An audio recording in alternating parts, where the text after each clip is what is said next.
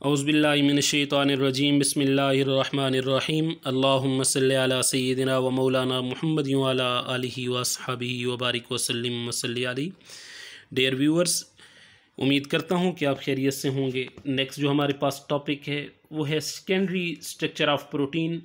Primary structure of protein हमने पिछली video के अंदर डिस्कस कर लिया था। अगर आपने वो वीडियो नहीं सुनी, नहीं देखी, तो आप वो भी देख सकते हैं।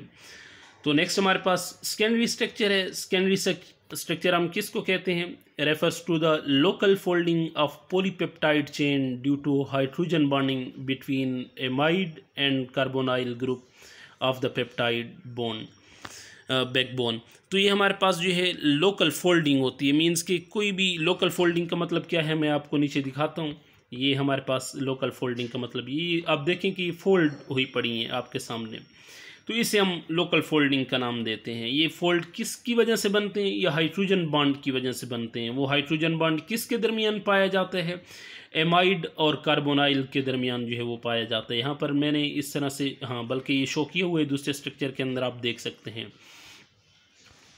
तो यहाँ पर इनके दरमियान जो है वो हाइड्रोजन बॉन्ड पाया जाता है। अब सेकेंडरी स्ट्रक्चर की दो मेजर टाइप्स हैं, अल्फा हेलिक्स और beta pleated sheath.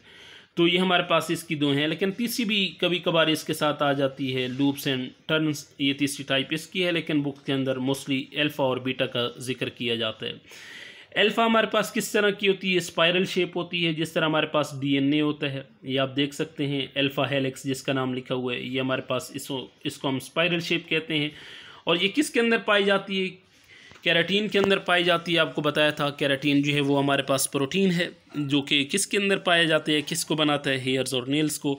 Beta pleated sheath, ये दूसरी फोल्डिंग जो मैंने आपके सामने शो की हुई है, बीटा प्लेटेड शीथ की है। इस तरह से जो है ये बनाई जाती है। तो जिगजैग शीथ लाइक स्ट्रक्चर है, कैन बी पैरेलल और एंटी पैरेलल भी हो सकती है। इसके अलावा फिब्रोइन के अंदर जो है ये पाई जाती है। ये हमारे पास सिल्क प्रोटीन है।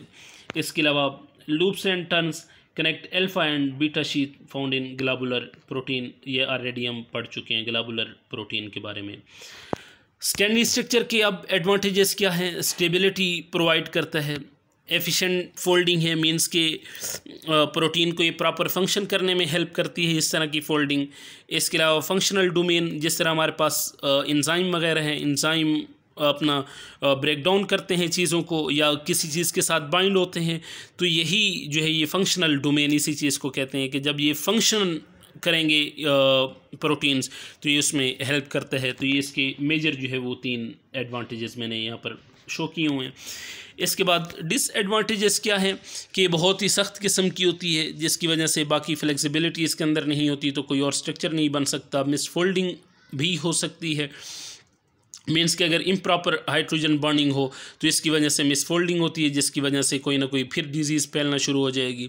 लिमिटेड फंक्शनैलिटी है, मीन्स कि कोई एक स्पेसिफिक जो है वो फंक्शन प्रोवाइड करता है, और इसको फंक्शन के लिए सेकेंडरी और क्वार्टरनरी और टर्शियरी स्ट्रक्चर की ज़रूरत होती है। तो ये इसके हमारे पास डिसएडवांटेजेस भी हैं, जहाँ फ़ायदा वहाँ इसके साथ साथ नुकसान भी कुछ इसका है, लेकिन मेजर हमने अपने फ़ायदे को देखना, नुकसान को नहीं देखना। तो ये हमारे पास सेकेंडरी स्ट्रक्चर था। आगे हम नेक्स्ट वीडियो में इंशाल्लाह टर्शियरी और क्वार्टरनरी स्ट्रक्चर को जो है वो डिस्कस करेंगे। तब तक मुझे इजाज़त दीजिए। अल्लाह नेगहबान।